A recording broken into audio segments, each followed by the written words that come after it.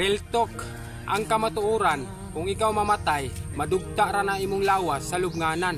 Busa, ayaw palabig hinambog ug magpamahitason kung ikaw mahimong kwartahan. Kay magunsa man na imuhang dagang kwarta nga dili man na nimo madala sa lubnganan.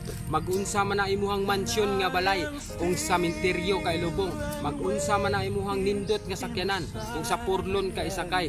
Magunsa man na imuhang nindot nga higdaanan kung sa lungon ka isulod. Busa, kung ikaw mahimong kwartahan, lingia ug disa ka nagikan kay hinulman ra na nimo ang tanan.